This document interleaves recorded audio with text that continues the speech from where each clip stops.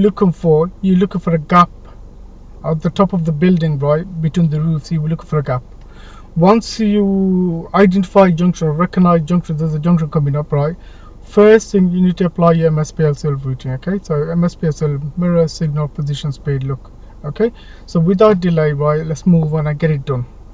Okay.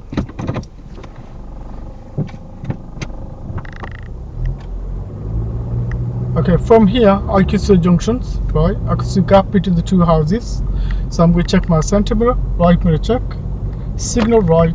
I'm going to be close to the middle. There's no white lines. I'm looking to the road I'm going into. Any cars, anyone crossing my turning point in front, any cars coming. There's nothing, they're all clear. I can turn my wheel, get my wheel straight. I'm going to check my mirrors, center mirror, right mirror, before I pick up my speed. Okay, thank you for watching.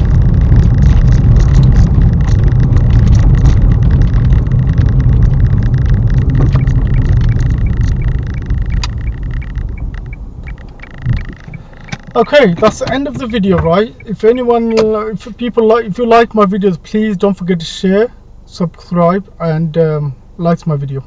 Okay, and thank you for watching.